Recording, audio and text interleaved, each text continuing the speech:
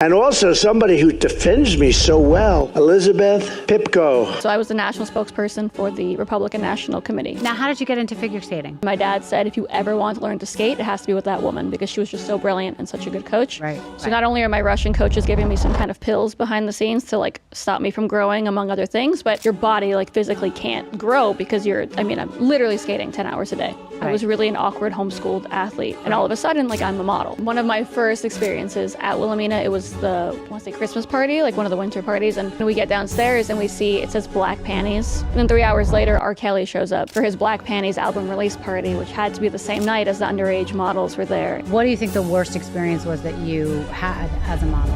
I got kicked out for not sleeping with my agent. When was the first time you met Donald Trump? I met Donald Trump the day that the Access Hollywood tape came out. I was the only girl on our floor and he walked over to me and said, "What do you think?" What were your jobs? So I managed the volunteer operation. So basically every phone banking volunteer center around the country answered to me. It's day 2 and I'm like, Rudy Giuliani's over there and Donald Trump's over there. And I just saw Ivanka walk by. After the leadership change at the Republican Party, I was asked to come in and be the spokesperson. Where were you that day, the assassination attempt? I was in Brooklyn. And then I'm looking at my messages and it's like, is he dead? Is he dead? And I'm like, what in the world is, what's happening?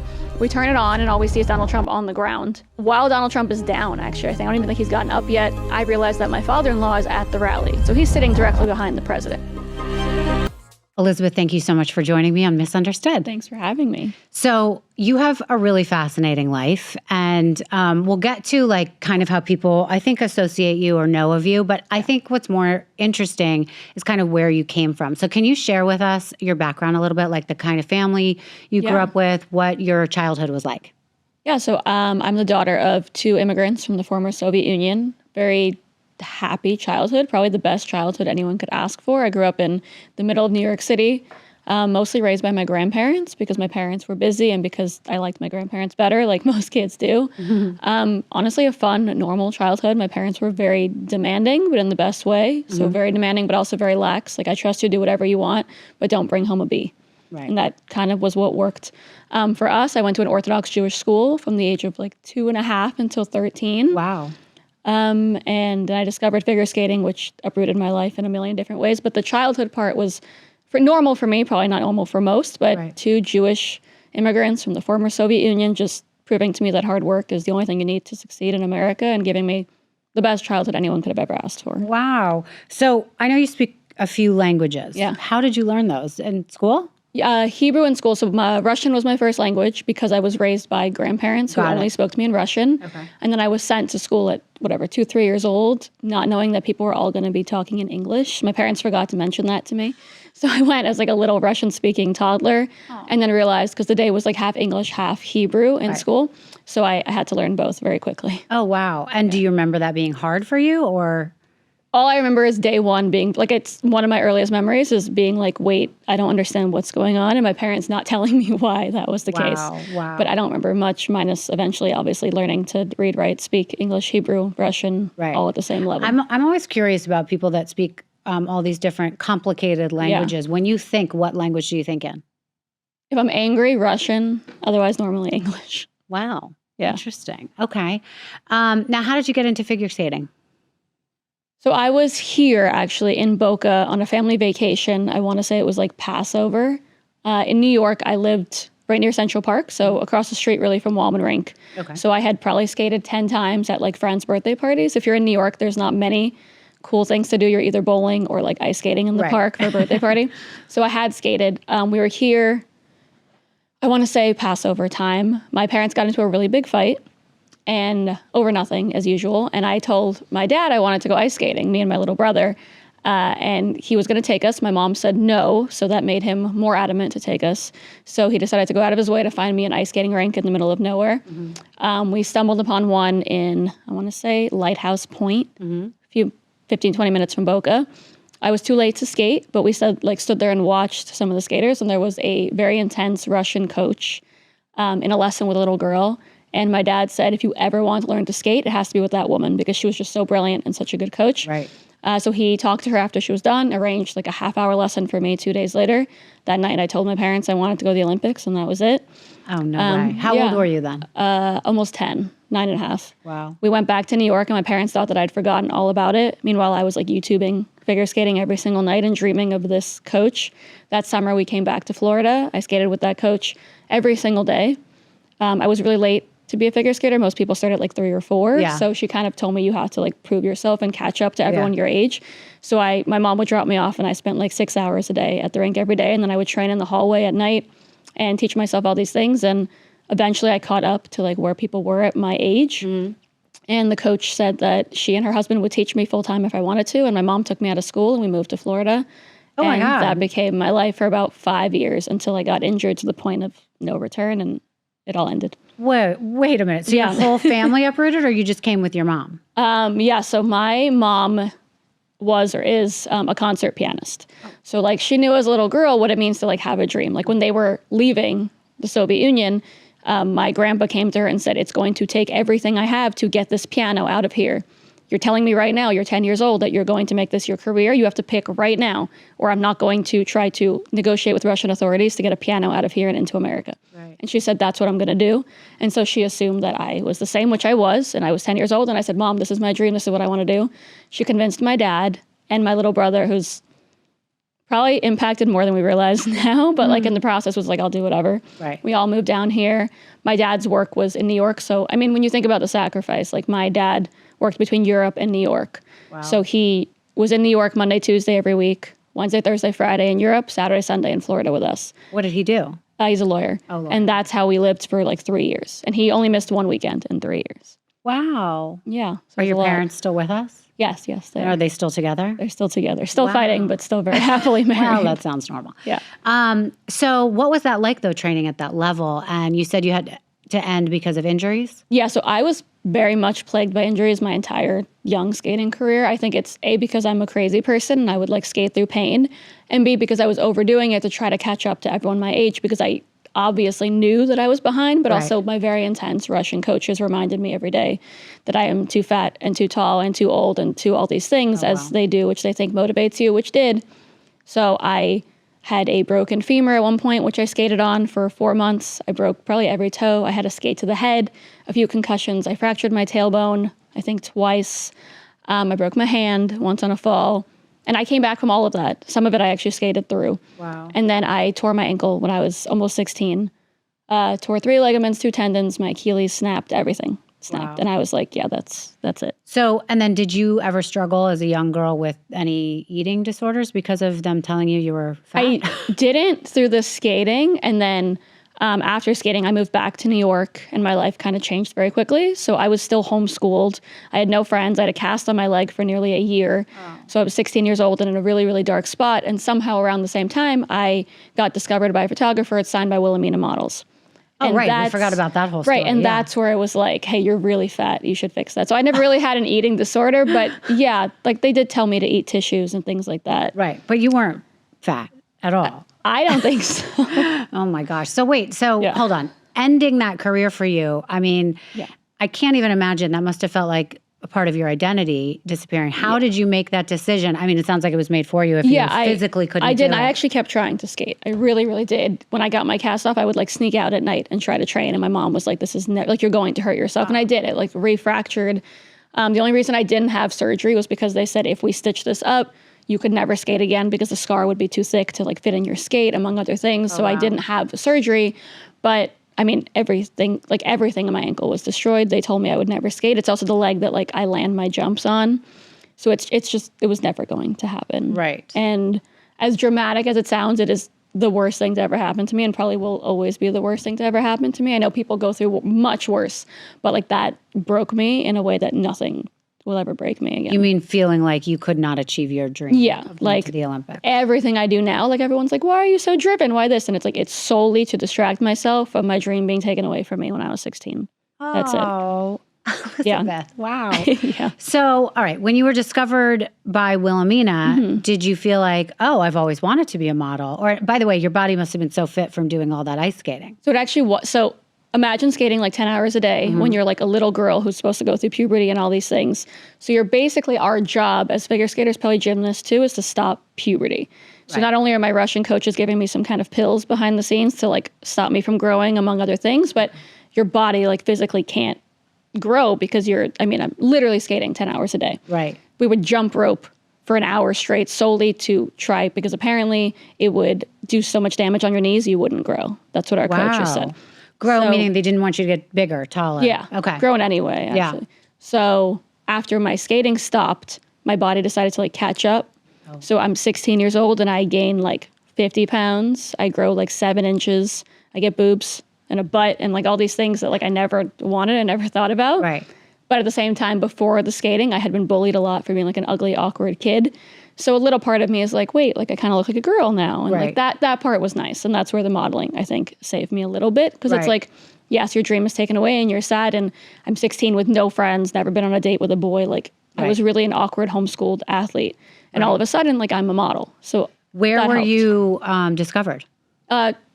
My mom was walking our dog, which she found here in Boca on the street, who was a tiny teacup Pomeranian. Oh my gosh. She was walking this dog in Central Park, and a photographer had a photo shoot and said that their dog had canceled and asked to borrow the dog. And I guess in New York, dogs have bank accounts and things. Okay. So they were like, how do we pay you back? And my mom was like, our dog is not a model. We don't have a bank account. My daughter's really depressed. Would you do like a quick photo shoot with my daughter?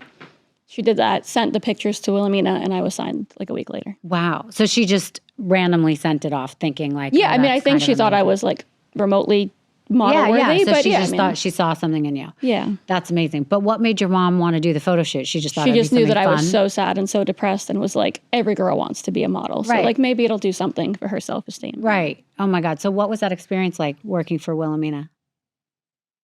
It was a lot. I would say the only thing that prepared me for that was the skating world, because I had already seen like all the worst parts of life. I had seen sexual harassment and sexual assault and annoying people and young girls being taken advantage of and all these horrible things. So I was prepared for that. But it was weird. You know, it was weird. I lived at home with my parents in New York City, so I was protected. But how many girls get discovered in other countries and get like plucked out of their homes, taken to New York, and have no one to protect them and guide them? And Totally. I could only imagine. I mean, I saw horrible things too, but I can only imagine it was much worse actually what was going on, and it was awkward to be a part of it for sure. You know, it's interesting. In, I don't know, early 2000s, like 2005, 2006, I'm trying to think. I worked in the nightclub business. I was like the director of operations in Vegas, in New York, and part of the job was I managed all the promoters. Yeah. And the promoters' job was to round up all the models from Wilhelmina, Ford, all the other places, and they had to come out with them at night. And they all were taken to dinner. It was all comped at one of our restaurants. And then they all came and were kind of plopped into a seat so they can sit next to the big spenders and potentially, you know, get these guys to spend more money. Yeah. And these girls were all from different countries. They only had each other. I remember talking to a couple of them because, you know, we would bring them alcohol. They weren't really allowed to drink. They didn't think it made them look good. I would give them some food. They'd be like, we don't eat. I'm like, these girls must be starving and miserable. And like, what are they doing? But it seemed like they were all having fun. But eventually I heard so many terrible stories that these promoters were almost like pimps. And that, you know, they had no family here and they just felt like they had to continually one up the other girl or sleep with someone or whatever it was. And it seemed like a very unsafe environment. And then also, you know, if you feel your self-esteem, I mean, it seemed like none of them had great self-esteem, but if they felt like something wasn't right with their beauty, their world was over because they had nothing else. That's all and I that thought mattered. that was really terrible. No, it was horrible. And I mean, you mentioned the nightclubs. One of my first experiences at Wilhelmina, it was the Christmas party, like one of the winter parties. And my now best friend, I happened to meet her at a photo shoot a week before. We were both the youngest people at Wilhelmina, same agent, so we decided to go together. But we showed up and they gave us these like under 21 bracelets. I think we both had just turned 18. And then we get downstairs and our agents, rip the bracelet off. I was like, oh, don't worry. And I was like, oh, they're so cool. And then we get downstairs and we see, it says black panties in like giant balloon letters, like all across, like everywhere in the club. And we're like, what the hell is black panties? Like we had no idea what was going on. It's like a Christmas party. And then 3 hours later, R. Kelly shows up for his Black Panties album release party, which had to be the same night as the underage models were there in the club. So it's like your agents basically set you up to hang out with R. Kelly and some other celebrities I won't name who were very flirty with all of us, knowing we were under 21, probably under 18 for a lot of us too. And like they basically put us in that situation. And if my parents weren't 30 blocks away, who the hell knows what I would have done or like how you end up in a safe place. If you didn't have to go home to your parents, they wouldn't have known. And you may have made some other choices. What do you think the worst experience was that you had as a model? I mean, I got kicked out for not sleeping with my agent. So That's pretty bad. yeah, that'll do it. Me and the same best friend. Meaning you lost them as an agent. Yeah, like basically one of their like new bookers that they hired was basically like, I'll get you these jobs if you sleep with me. And I came up with like a brilliant strategy. Me and the same friend were like, we're going to go and complain to like the higher ups and we're going to succeed and they're going to get fired. And we were so proud of ourselves and we showed up and all of our agents are there and they're like, hey, so before you speak, we just want to let you know you're actually too ugly to be here and we signed you accidentally, so you're going to have to go. Because they all knew what we were going to say and basically told me to my face, we made a mistake signing you. You're cute, but you can never be a model. So like you're going to have to leave. Wow. Before I could even say like I'm being sexually harassed by, yeah. Right. And that was it. And they never talked And to you us never again. modeled again? I did with other agencies, Okay, but like you that did. was a pretty blatant, like, hey, this is what the industry is. Wow. And have you ever run into those people again? I've sent them things here and there. Like when I got like a cool cover, I would just like send it to that agent to be like, hey, good. screw you. But I haven't run into them. Right. Like someone thinks I'm cute. Yeah. Maybe not you. Exactly. And I don't want to sleep with you, but Right. Didn't have to sleep with you and I'm on the cover. Right.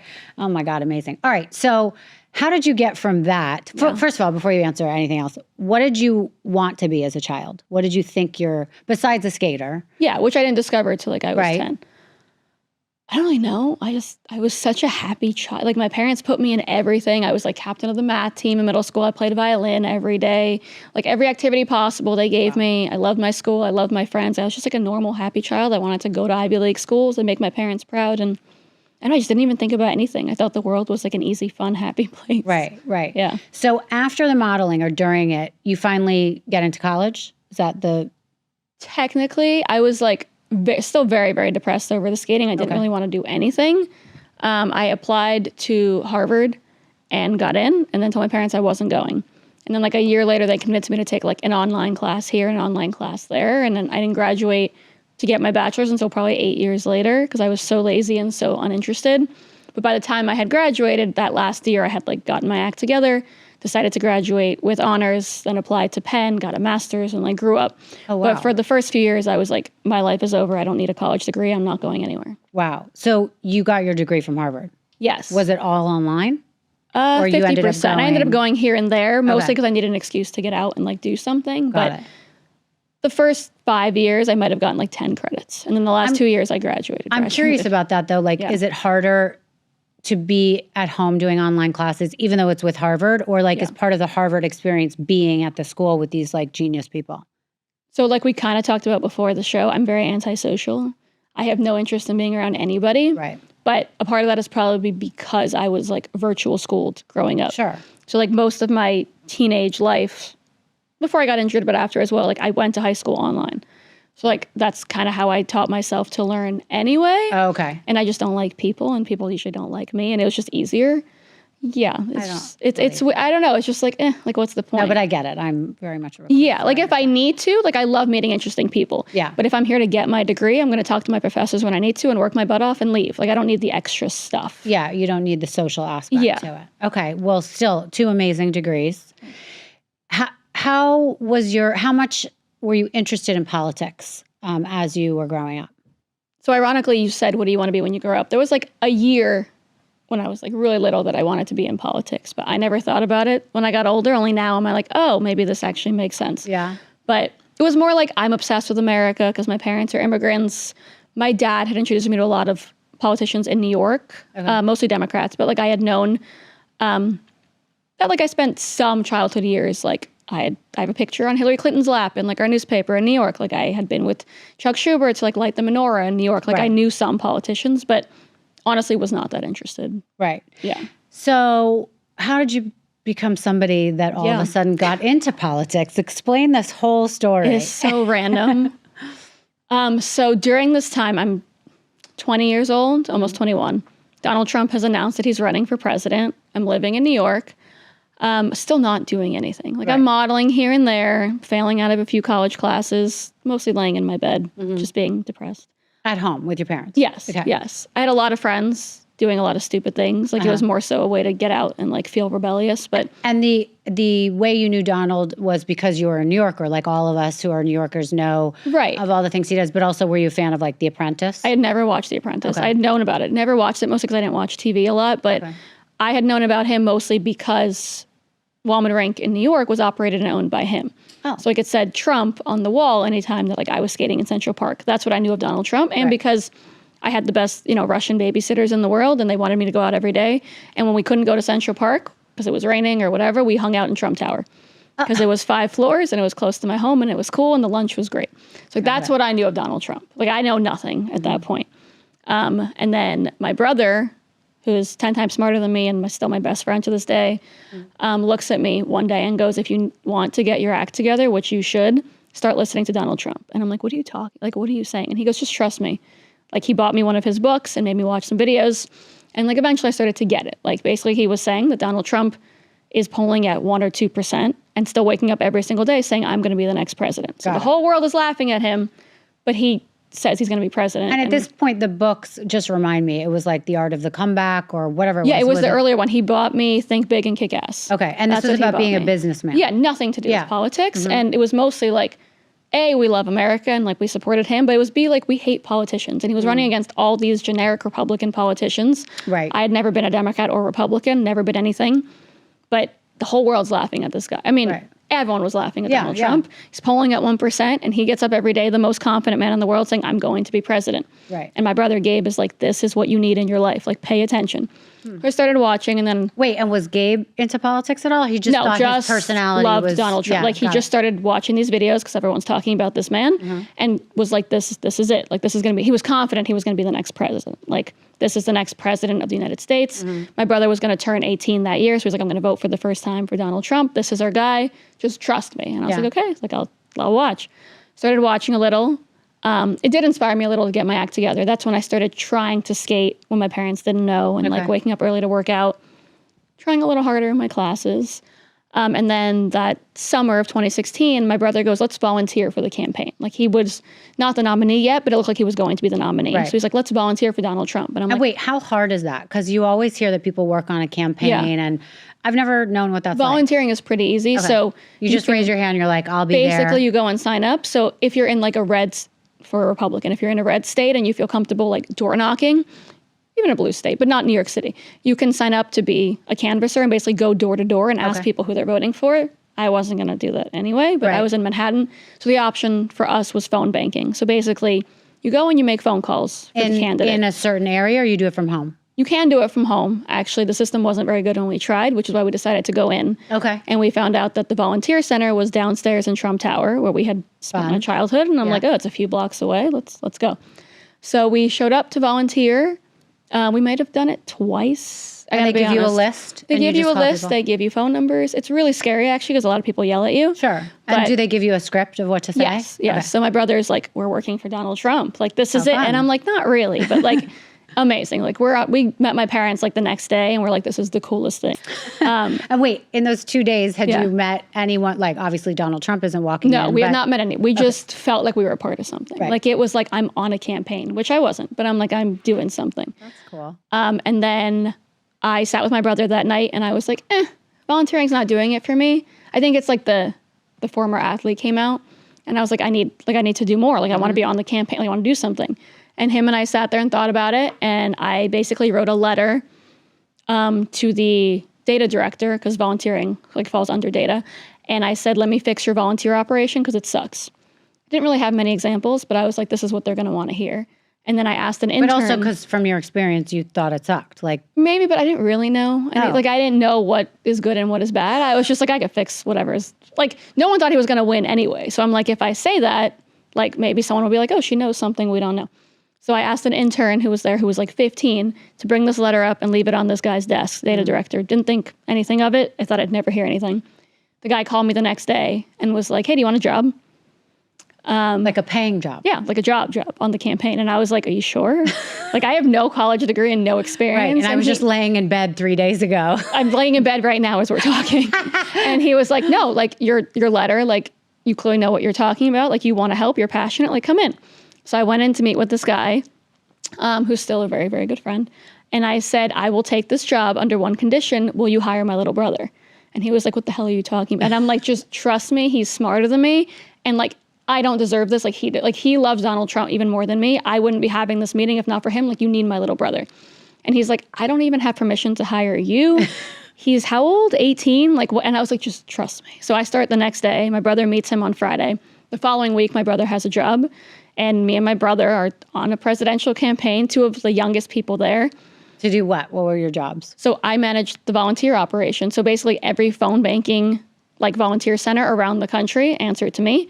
And I ran, so cool. Yeah, and I ran the phone banking like system. So we had a system so people can call from home. Yeah, I mean, I think so. I mean, hey, we won, so I'm going to take a tiny bit of credit. Right, that's true. Yeah, like it's could have been because of you. Exactly. Like it's day 2, and I'm like, Rudy Giuliani's over there, and Donald Trump's over there, and I just saw Ivanka walk by over here. Like I made it. I did it. I was crying yesterday, and I did it. Wow. So my brother was a data analyst on the campaign, the youngest staffer, I think, on the campaign, definitely the youngest data analyst. And could he do that? Was he? So to answer your question, we are 8 years later now, and my brother was the data director on the 24 campaign. Oh, wow. So, yeah, that's how it happened. Then we won. I met my husband on that campaign, became friends with the family. The rest is obviously history, but that is how it started. Wow. Okay, wait, that's spooling ahead too quickly. Yeah. So you do this, and then when was the first time you met Donald Trump? I met Donald Trump the day that the Access Hollywood tape came out, and he came onto our floor because I think he was, meeting with people, and I was the only girl on our floor, and he walked over to me and said, "What do you think?" That was the first time I'd ever talked. He asked you what you thought of that tape? Yeah. Wow, the Billy Bush tape. Yeah. That was... And what did you think? Or what did you say? So because I ran the volunteer operation, I had like a bunch of burner numbers in my phone so I could give to volunteers so everyone could call me. And by the time he came up and asked me my opinion, maybe 2 hours had gone by since like the news broke. And I had probably 10,000 voicemails from just like women around the country being like, do not let this man quit. We don't care. So I was all hyped up and I'm like, Mr. Trump, nobody cares. I was like, you're going to be like, nobody cares. Just keep going. Well, wait a minute. Time out. Why do you think people were leaving messages saying they didn't care? Because the entire media was saying he has to drop out. So everyone was like, I need to get a message to Donald Trump. So I had, by maybe 48 hours later, thousands of hours of voicemails that I ended up putting together and sending to him. I don't think he ever listened to it. But that's fascinating. Wait, so it's something that seems very far away and I wasn't like intimately involved in it. So I don't really remember too much about it, but I remember that it caused a big stir. Why weren't more women upset? I think for the average American person who is voting in an election, they are so obviously just in the know that all politicians are garbage, that for them to be tricked by the media to think this, recording from 20 years ago that doesn't really say much is like a reason a guy shouldn't be president, like no one's going to believe that. Right. No one was like, hey, I need my dad or my son-in-law or someone talking like this. Like, yeah, obviously it was remotely inappropriate. Even Donald Trump was like, yeah, I only talk that way in a locker room. But no one was like, he can't be president because of this. And also, I think people telling him to drop out, that's what angered people. Like, they were like, let me decide on election day if this is the guy or not. But don't tell him to drop out because you don't like it. Like, I don't care. So you personally, regardless of the 10,000 phone calls, it didn't bother you either? I mean, not my earliest memory is my dad explaining to me who Bill Clinton was and like what happened there. So I was like, why is everyone freaking out? Right. Like, so this is also that was his personality. Like they encouraged him to be that person. People paid Donald Trump for that personality. Right. So I was like, he was famous for a bunch of beautiful women being obsessed with him and having a lot of money and being successful. So yes, a recording from 20 years ago might not be the most presidential. Like who cares? Like, totally get it. Yeah, like fair. I just didn't even, maybe because I grew up in New York and I'd been at Wilhelmina and, the average person might, for sure. But for me, I'm like, the fact that we're pretending this is a bigger deal than any mistake a politician has ever made that might have actually cost lives, for example, like that's dramatic and very hypocritical. Right. Okay, I totally see what you're saying. So when he asked you that and you gave him your opinion, how did that conversation end? He said, thank you. He walked away. I didn't breathe, obviously, for the entire 20 seconds. You fell on the floor. That was it. But then I didn't really establish any relationship with him or the family for a few years after that. Like, it was really, that was it. We won. And then if I hadn't met my husband on the campaign, I don't know if I'd still be involved in any way. Okay, tell me about your husband. Yes, I met my husband on the campaign. What did he do? He was chief of staff for the political team. And the political team and the data team kind of interacted because we gave our data to them to analyze politically. Okay. So he was the liaison between both teams and came down to our floor to talk a lot with my boss. I saw my husband, texted my mom and said, I found the guy I'm going to marry. She said, you're absolutely insane. Came home that night and she was like, tell me about him. And I was like, I don't know anything but his first name, but like, I'm telling you, this is it. Had you interacted with him at No. all? Okay, you just Nope. saw him. I had walked by as he was making a joke with one of my other bosses, and he just reminded me of home. Like, he reminded me of my dad. He reminded me of my brother. Like, I was like, this is it. Like, I've never been so confident in my life. I was 21, How old was he? 26. Okay. Like, what did I know? And my mom was like, okay, sure. Like, she thought I was ridiculous. So how did you finally start talking to him? So our floor on the campaign where I worked was where The Apprentice was shot. Okay. So it was like a giant open lot. And I moved my desk far from everybody else's because I had these volunteers calling me every 2 seconds. I didn't need to be around the noise. So I bought a basketball hoop for right next to my desk, so all the guys from upstairs would come and play basketball. Smart. And eventually he came down and started playing basketball. No way. And just started talking to you. Yeah, And how long did it take him to ask you out? a few weeks. Okay. We went out on October 27th, and Election Day was November 8th. Oh. So we snuck out of the office and went to Dave & Buster's in Times Square for like an hour, and then went back to the office. Oh, gosh. We won an election together. Got married 2.5 years later. The president's family gave us Mar-a-Lago as a gift to get married in because we met on the campaign. Oh, my God. He continued working for the Trumps after we won. I went back to school and became an adult person because I wasn't. And then I worked my way back, probably because of him and that connection, into Trump world and got to where I am now. Right. So, okay, so he continued to work with Trump while he was president. Yeah, so he was on the re-election campaign for 2020 from New York. Oh, He right. didn't go to the administration. He stayed in New York and worked on that. Okay. Actually, let's move forward. And then tell me more. Then as we got into deciding whether or not we were going to run for president again, he asked you to join the team. What happened? So in 2020, I still was not technically part of the team again. I did like an outside thing. So I did a lot of like media commentary stuff. And then I ran a super PAC. I was focused on Jewish issues. I was focused on Israel. Like, I wanted to do my own thing. Yeah. But it was about that relationship and me clearly telling everyone I thought Donald Trump was the best person for the job to protect Jewish lives and for the relationship with Israel. So I ran that PAC. And then after 2020, after the hell that was the last few years, we immediately after 2020 moved to Florida because the president and his team had told us that he was running again. And Before anybody officially knew? Yes. I mean, anyone that had studied Donald Trump would know that he was running again. So I was surprised people didn't believe me. But yeah, so it was a really, really crazy few years because everybody was getting investigated for everything. And they were not just going after Donald Trump, but after everyone who worked for him. So it was a very hard few years. But did they ever come after you and your husband? They did quite a bit. In what way? Just trying. I mean, the goal was obviously to blackmail and scare anyone who worked with Donald Trump into not working for him anymore, or like flipping and giving them some kind of information, I guess. Yeah. Or from going bankrupt with legal fees that they just couldn't work for him anymore. Right. Well, so from an insider scoop position on that, like, were you shocked that they were going after even people like you at that level? Were you like, oh, I get it because we all have something to hide? Like, what, did you guys really know anything? Like, literally nothing. Like, that's why I think I support Donald Trump as strongly as I do. Like, it's almost selfish. It's because I have experienced a teeny tiny piece of what he has. Right.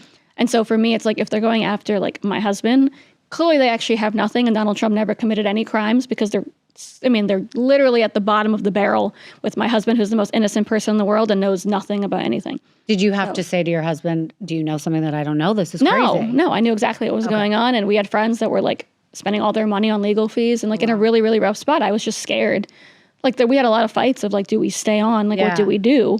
But it was Donald Trump or nothing for us. It is always Donald Trump or nothing for us now. But no, we stayed on. And then after the leadership change at the Republican Party, I was asked to come in and be the spokesperson for the party, which is the craziest thing ever. That's the craziest thing. Were you just like, wait, what? I mean, it made sense. I mean, I'd been around for 8 years. I'd been super loyal, and I'd been doing TV for a good amount of time. So, like, it wasn't like I wasn't qualified, but it was still like, holy crap, like, that's a big deal. You were doing TV in terms of the Jewish issues and political at that point too, but yeah, just like media commentary stuff on like Fox and, you know, so the major channels. Felt comfortable on TV, but knew that I was going to be one of the faces of this movement, and if it failed, like, it's not going to look very good. But so explain what that new job was. Yeah, so I was the national spokesperson for the Republican National Committee. So just screaming and getting screamed at every day on TV. But explain, like, a day in the life. Like, what does that officially mean? You are the spokesperson. You have to answer questions about what the Republican team is doing. Yeah, so imagine like 10 radio interviews and like 5 TV interviews every single day for like the last year of the campaign. Wow. Commenting on anything Donald Trump may have said or anything Democrats may have said or like the state of the race that day.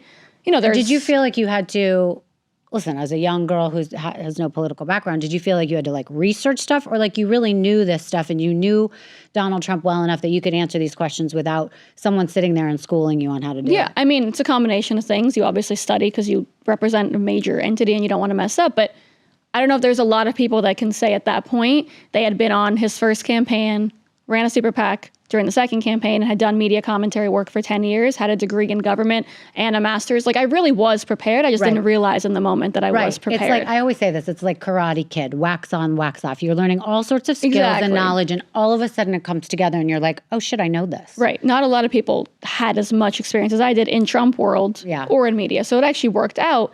But no, it's very scary. And then there's days that are scarier than others. Like when, people decide to go after him and he served a lawsuit, or the mugshot day, or when he's shot in the head.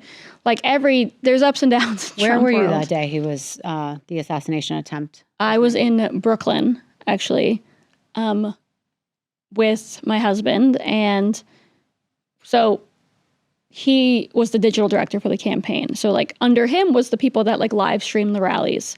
So like even though we weren't watching every single rally because we were working or doing other things, like he was always keeping tabs on it.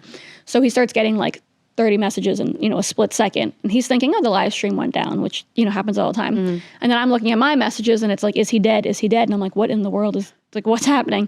We turn it on and all we see is Donald Trump on the ground. Right. It was probably 20 seconds, felt like an hour of like, what the hell just happened? Right. While Donald Trump is down, actually, I don't even think he's gotten up yet. I realized that my father-in-law is at the rally because we had gotten him VIP tickets. So he's sitting directly behind the president. Oh, wow. So we clicked that the president has been shot, that people behind him have been shot, and that my father-in-law is sitting there. So while I'm trying to chase down my father-in-law to make sure he's alive and okay, Darren is calling the family and like team members trying to see if the president's okay. Sure. He gets up, obviously, and we knew he was going to the hospital, but like he looked, okay, but like hysterical. Like everybody is hysterical. Yeah. Obviously. So but you have love for him. Yes. You care about him. A lot, yeah. More than just our president. You have a space for him. Him and his family have been better to me and my family than almost anyone I've met. Now, coming from a family of immigrants, I want to ask your opinion on that, because he obviously has a lot to say about immigrants and this country. So how do you feel about his stance on immigrants? So it's almost easier for me because my parents were immigrants to say that like what my parents went through to get here, especially my dad, was absolute hell. Like my dad said goodbye to his father, who he never saw again, found out later that he died. The KGB had files on him and he wasn't allowed to see him. Like horrible, horrible stories.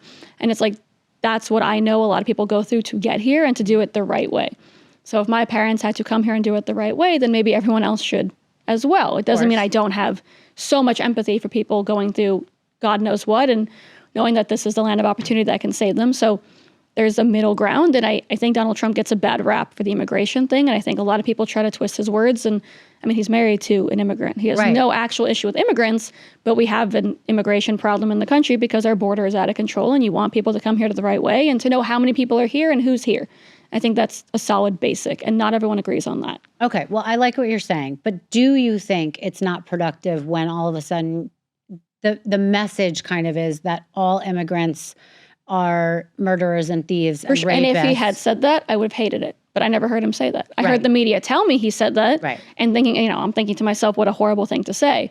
But that's almost, I think, what created a lot of Trump supporters is reading the headline, then watching what he said and being like, oh, he actually didn't say that at all. He never said all immigrants. Right. Had he said it, I would never have worked for him. Don't you think he could have made it a little easier for himself and be like, Melania is an immigrant. Obviously, this is the land of opportunity. He could have made a lot of things easier for himself and all of us, to speak on behalf of him. But that's not who he is. It's not how he talks. I agree. And I almost like the fact that he gives people the benefit of the doubt and assumes that they're going to do the research for themselves and realize what he was actually saying.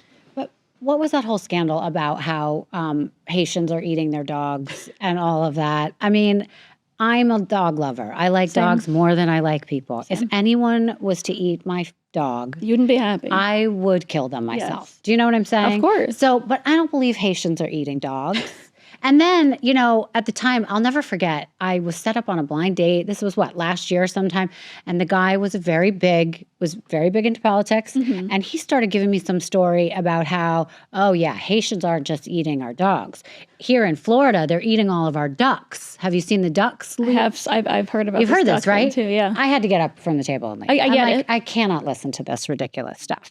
Now, I don't know any Haitians, okay? Not that there's anything wrong with them. I just have never come into Yeah. contact with one. I haven't been to Haiti. I guess I've met some in foreign countries. I don't really know. Yeah. I don't think they eat dogs.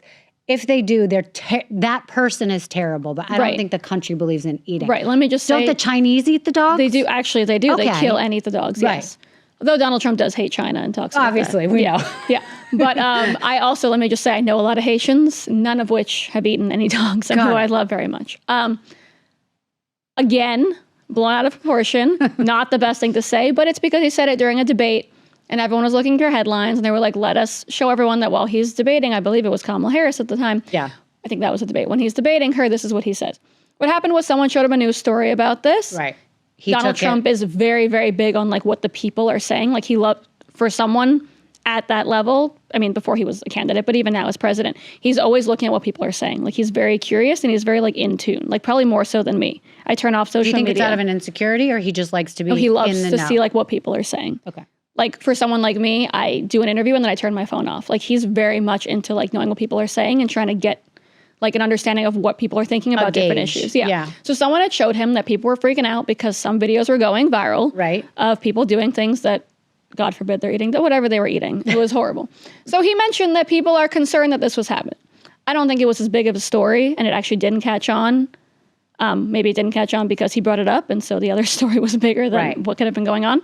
But and then I think Vance doubled down on that. I can't really remember, but did not. Do you think Vance is going to last? I've seen some reports somewhere that like during the 4 years? Yeah, I mean, yes. Okay. Yes. So he's doing a good job in terms of A, what he's the doing a campaign- good job. Okay. B, people like try to make a bigger deal out of things and try to make Donald Trump look like this like crazy bad guy.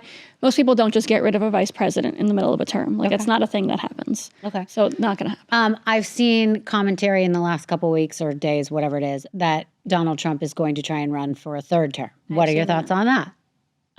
A, I think it's so funny how much he talks about it, knowing that it bothers people. Like a lot of what, I mean, he says it at rallies all the time. Like we do a little trolling. That's kind of what he's known for. He knows it bothers people. Right. So he likes to get under people's skin. I don't think people realize how funny he is. Oh, I think he's And I don't know if hysterical. he realizes that like most people don't have a sense of humor like his. I actually don't think he even realizes that he's. Well, don't you think, and this is where we need to get into whether or not he's misunderstood or if he's evil, like people say, right? But I think people are very fearful that even if it's a joke, even if he's just saying it because he's not really thinking about it, but maybe if the country's so much better, why not? I mean, I don't know his reasonings for saying it, but I think they see it as a very dictator thing. And that like scares people that all of a sudden you're going to change all these rules. Like all of a sudden it's the Gulf of America. Yeah. And then it's changed on a map. And then, I mean, a lot of the things he says, I think are pretty funny. And they can be crude and they can be mean, but they're kind of funny, And I don't even think he means it to be that way. But if you read it that way, it comes out as being really mean. I really don't think he realizes that most people don't have the sense of humor. Like people take things way more seriously than he does. Yeah. Like I've been around him where I'm just having to slow down and remind myself this is the former, current, future, whatever it is at that time, president of the United States. Because he's like talking to a friend. Right. Like he's just having a good time, loves to laugh, loves to make other people laugh. So. Does he think it's funny? Do you think that people make fun of him, like the way he speaks? I mean, imitation is the sincerest form of flattery. Right. I think. But do you think he feels that? Yeah, I don't like people always like to say he has, thin skin. I don't think he does. I think he's just likes to troll as hard as people think they're trolling him. Right. Like he likes to have a good time. He likes to laugh. And I really don't think he realizes that most people he knows that they twist his words in the media, but I don't know if he realizes that the average person gets scared of the things that, are being reported and doesn't have the 20 seconds to actually find the real clip. Like to this day, I remember I watch The View every single day. Okay. I don't watch Republican news as much because I already know what they're saying. I want to watch the other side. So I watch The View every single day. And I remember up until the election, every single day they were saying Donald Trump said he's going to be a dictator on day one. Dictator on day one, dictator on day one. And I'm like, when did he say that? So I went to find the clip and he was in an interview and someone says, do you plan on being a dictator? And he laughs and goes, maybe just on day one. Like that was the joke. Right. And so if I see that, I'm like, oh, he's laughing at the fact that he's obviously not going to be a dictator. It's a good joke. Like maybe just on day one.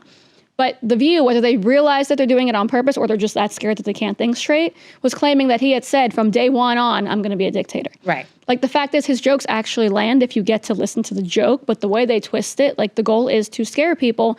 He doesn't mean to scare anyone. And he thinks, which, I mean, he was proven right because he won, but he thinks that the American people can read his jokes and the people in the media can't. Right. So he's never going to stop because it works. Like Right. it works for him. He won again. People, people not like me, people who don't know him really love him. Yeah. So like, why would you change? So it's very interesting, though.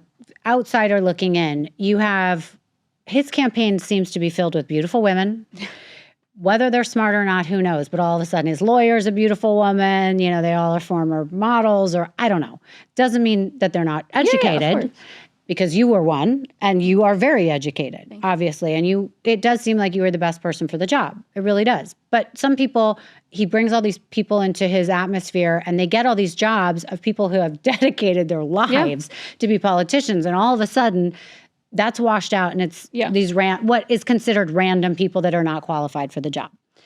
And it's interesting to me then that he brings a lot of his family in, you know. And we talked about this a little earlier, if you bring any other CEO in and you look at any other companies, that causes all sorts of problems because you see all the drama, all the infighting, all the people wanting to undercut other people because they want to show that they're good at their job. So from an insider's perspective, like what is going on there? Does it seem as chaotic as they make it seem on the outside? Are people really working hard? Are they, do they seem educated in their positions? Are they fighting for the American public, or they just want the money in their pocket? Like what are we not seeing? What are we misunderstanding? So I think the average person in Trump's orbit is a pretty decent, hardworking person. In 2016, I was surprised how many people there were just like me.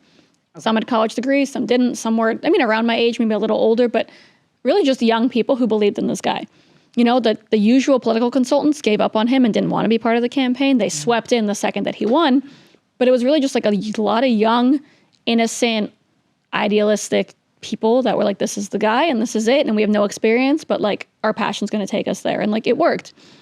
After he won, a bunch of people came in, and I'm not going to talk for him, but I'm sure the president would say the same thing. Everyone and their mom wanted to take advantage of him and this movement because there was so much money involved and so much passion involved, and he had won despite what everyone thought was going to be a devastating loss in 2016. So like, it's interesting you bring up that he brings in his family. It's weird. It's different. A lot of people don't do that. But if you had been a business person your entire life, entered into politics, somehow won, and knew that nobody in your orbit could be trusted, you'd bring in your family too. Good point. So for me, it's like, I actually appreciate that he does that, because for a man that has had the personal life that he has and is on his third wife, to be that close with every individual child and his ex-wives and all these people, it's actually a beautiful thing. I don't know a lot of people that have as good a relationship as he has had with an ex-wife. Like, I've never seen that before. Right. To see Marla Maples supporting him the entire time, like, it's actually really cool to see, but also to see every single kid supporting him at that level and wanting to be a part of it. You don't see that very often either. Right. But the fact is, when you're thrown into politics and you meet some of the most evil people that exist in this country and around the world, I will never blame you for being like, I'm going to bring my kids in instead because I trust them more. And I know for a fact they might not be as good at the job, but I know they're not trying to undermine me, whereas everybody else might be. Okay, I like your perspective on that.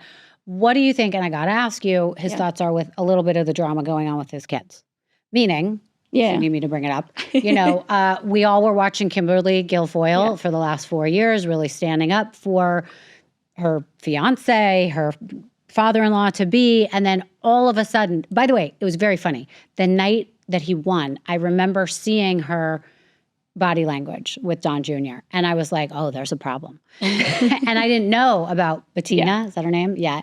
And then all of a sudden that came out. Do you think that bothers, maybe not Trump, but Trump or the inner circle? Or they like, keep this on the down low, do not start showing your girlfriends? All of a sudden, the biggest news is now Vanessa Trump is dating Tiger Woods. And that was a whole drama because everybody joked that Donald Trump forced Tiger to put that post out. Did you see that? I didn't know that was the rumor. Okay. That was the rumor, that he was forced to write that because Tiger would never speak like that in a post. So what are your thoughts about all this sort of scandal within the kids? Yeah. I mean, it's funny that that's the scandal. Like, most politicians' kids, when you say scandal, it's like much worse than just someone breaking up with a girlfriend and having a new one. True. So it's really not a scandal. At the same time, Donald Trump's kids are incredibly popular. Like, I have gone around the country with a few of them, and I have seen them fill out an arena like a seasoned politician can't do. So they almost can't escape the spotlight because A, they're involved in their dad's work, and B, the people really love them. Like, they are celebrities and politicians in their own right. People are talking about 2028, 2032, and saying, is Donald Trump Jr. going to run? Is Lara Trump going to run? Like, this is what he has created because they are that relatable to people. For whatever reason, it works. People love that family and love his kids almost as much as they love him. So A, they're in the spotlight. B, they're also humans, and they're humans that have been through a lot of hell these last few years. And I think they would rather have their personal lives out there and be as relatable and transparent as possible than kind of hiding it and letting people assume the worst, which is usually a lot worse than the actual truth. Yeah. If someone had a breakup and it's an amicable breakup and the ex-girlfriend or ex-fiance is still in the circle and loved by the father-in-law and has a position and supports the family, I mean, what's a better breakup than that? Like, it's actually very normal. I'm sure people love to talk about it because any headline with the word Trump in it, people want to click on. Yeah. But in reality, it's really not that scandalous. Like, you're right. The way you say they it. They broke up. He's dating someone new. This one's still around, and everyone loves everyone, and everyone supports everyone. Like, it's actually kind of nice. And do you think that Donald Trump is hoping that Tiger Woods will be his stepson-in-law? How does that even work? Oh yeah, that's a good question. I don't know what the title would be, but I mean, he likes him a lot. Well, the new father to his grandkids. Right. So their stepfather. Right. So I mean, I can't speak for him, but why not? He seems to like him a lot, Right. Yeah. Okay. Let's talk about Melania for a second, because I think a lot of people. So, are you know her relatively well? Less than the rest of the family. She actually is what people say. She's very quiet and does her own thing. But I've been around her many times. Yeah. So I'm just curious. I mean, so many people, again, for years have made fun of this, like blink twice if you need help, Melania, or whatever. It's very obvious she's a good mother. She loves her kid. She wants to make sure her kid is raised the right way. Barron just graduated last year from my daughter's school. They went to Oxbridge together. I saw how the school treated them as a family and protected them. And it was actually he's a very nice kid. Yeah. Smart, interesting. Obviously, you couldn't take your eyes off him walking down the hall. He's like 6'8" or whatever. 6'8" and not bad looking. Yeah, not bad looking. So all the girls were like, I remember my daughter coming home and being like, Barron signed my yearbook, and it was like she was so scared to ask him. She didn't really even acknowledge who he was more than he was the hottest guy.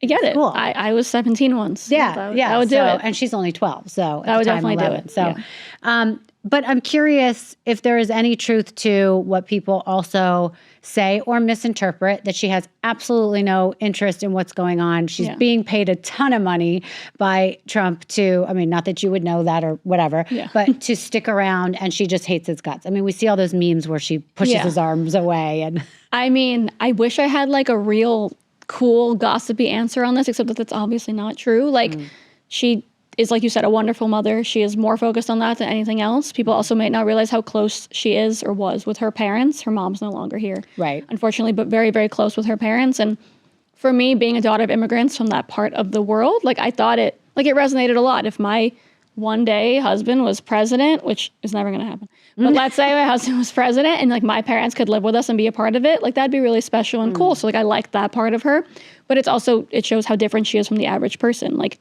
she is more than anything a daughter, a wife, and a mom. Like, you could see that.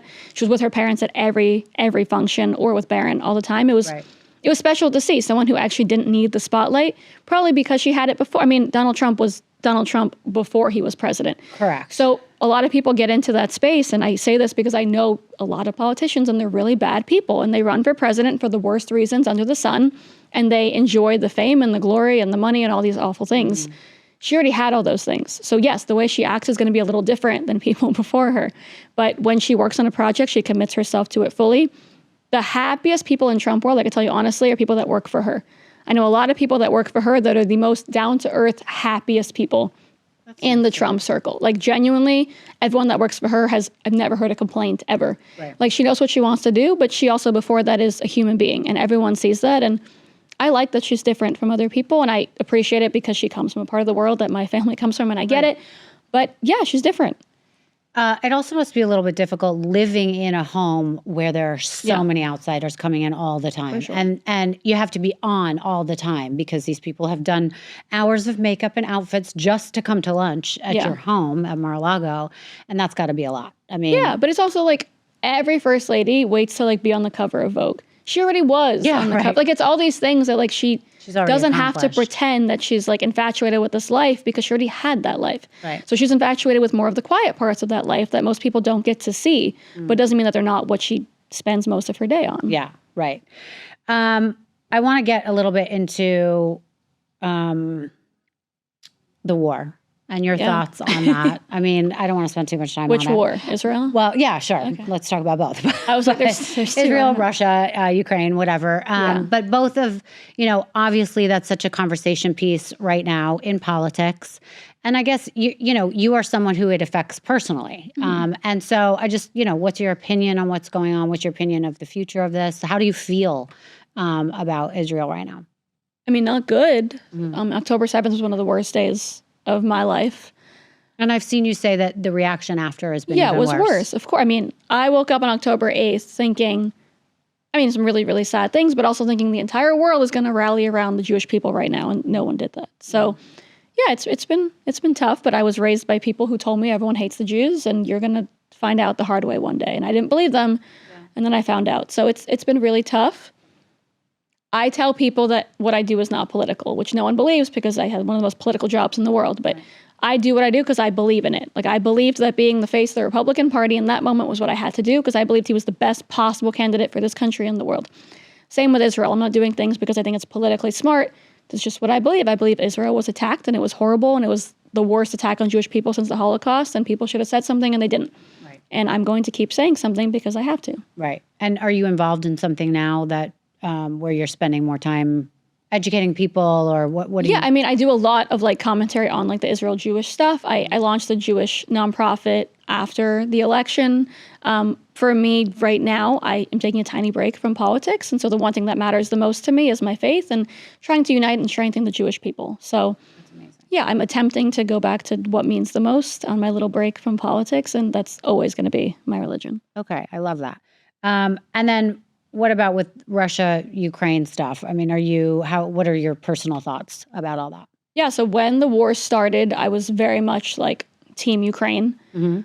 I'm still technically team Ukraine. If it's who do you support? If people want to make it black and white, nothing is black and white and everything is nuanced. And the fact is, I'm against Putin trying to do anything that tries to harm other people, A, or B, disrupt the world in the way that we know it. We want peace in the world no matter where, and he obviously put an end to that. At the same time, I'm an American. I put this country first always, and I think if the American people have questions about a war or why we're supporting a side in a war or where our money is going, you should be able to answer those questions. And too many politicians have dismissed the American people and those questions, and that makes me very uncomfortable. It makes me question politicians in our country, which I never had to do. I don't like the fact that I'm the super proud American who also thinks that all this corruption's going on now, and I never would have thought that if people were a little bit more open with the people in this country. And I think funding, one side of a war for a month or 6 months or even a year is one thing, but letting it go on this long and letting thousands of people die and not feeling like you owe the American people an explanation it's very strange, and I'm very much against that. Right. Okay. What were your thoughts on that little sit down that Zelensky had with the president? It was a mess, obviously. That was a mess, but I thought he was very disrespectful. I thought it was strange to come in and say, hey, this country has been supporting me this whole time. I'm going to ask for more support, but I'm going to yell at you in between and probably basically spit in your face in my sweatsuit as I ask for more money. I thought it was weird.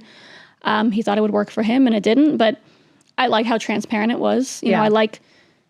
For me, obviously I'm Team Trump. I'm not going to pretend I'm not, sure. But the last 4 years, when America is involved in anything, I root for America no matter who the leader is. Got it. And I was very uncomfortable seeing Joe Biden not be there. I know he, maybe he wasn't well or all these things, but that was obvious to me because I want to root for my president. Right. I want the president to be out there and represent us. And I like the fact that at least people who liked or didn't like Donald Trump could see our president and vice president sitting on a couch with a foreign leader and having that conversation because they haven't seen that in a long time. Right. Okay. Good point.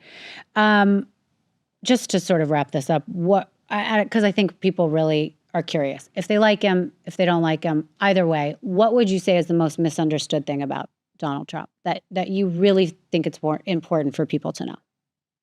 Yeah, people think he's a bad guy. I'm not going to sit here and convince you that he's the nicest person in the world. I have seen genuine kindness from him that I would never expect from anyone at that level of success. So for me, I believe that, but I know that I only believe it because I've seen it, and someone telling it to me would not be enough. So I would just say, don't be scared of Donald Trump. He has good intentions, and it's so easy to hate him because so many people work overtime to make sure that you do.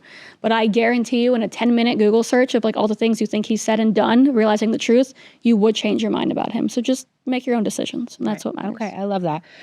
What's next for you? Are you going to have a baby I would like to, yes. soon?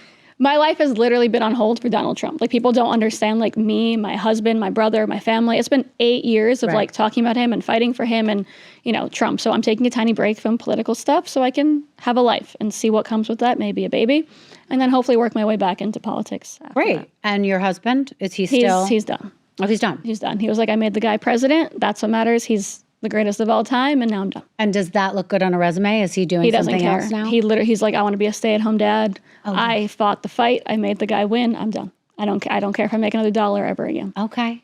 Yeah, it's gonna be fun for me to pay those bills. Yeah. Oh my God. Okay. I love it. So, if people are interested that are watching or listening and interested in following your story, being a part of your nonprofit, please tell them where they can find you. Yeah, it should just be Elizabeth Pipko on YouTube, Instagram, X, Facebook. I think that's all of them. And also, you have a book. I do have a book, Finding My Place. It's from a few years ago, but most of it is still pretty accurate. Okay, good. And where can people find that book? Anywhere that you buy books, Amazon, Barnes & Noble, wherever books are sold. Awesome. Okay, Elizabeth, it's a pleasure to have met you. I find you fascinating. It's great that you have this inside scoop. And listen, now I live in Florida. I'm also a New Yorker. Like, I get it. What I don't like, I will say, is the far, far on the other side MAGAs who are, I don't think they have great intentions. And they've missed the mark on who Donald Trump is or what the message is. And their message becomes hating on anybody that doesn't believe in their stuff, being violent. Like, all those things to me are scary. And I think they get lumped in with what MAGA is. Right. And it's just not. I mean, and, listen, I have people that I know that are very liberal, and they're the same way. I mean, you cannot talk to them about anything else. And, my own mother yesterday was going on and on and on. Did you vote? Did you vote? Did you vote? I'm like, vote for what? What are we there's some Florida election. Yeah. And I said, listen, Mom, I don't like, and she lives in New York City. I don't like to talk politics with anyone. I don't like to be pushed into voting or not voting. I'm not going to discuss that. And her response was, oh, what are you now, a Trumper? And I thought that was a really terrible answer, because I was like, what does that have to do with anything? And if I'm a Trumper, what I'm not a Trumper, but what does that mean if I was? Yeah. And why does that offend you so much? And it got me into a fight with my own mother. Yeah. And listen, now I live here. I do see a lot of things differently than I think was reported. And I was a journalist for all these times. Yeah, so I know what it's like. But, it's been very eye-opening to see your side of things, but also to really live here and become friends with people that were such adversaries for a long time being in New York. The best thing you can do. Yeah. And I love it. And I love living in Florida. And I'm fine with what's happening now in the presidency. And I just think that a lot of it was hyped up. And, so it's an honor to have met you. And I wish you the best. And maybe you and I will both come out of our recluse lives to have a drink one night. Maybe once, yeah. All right. Thank you so much. Thank you.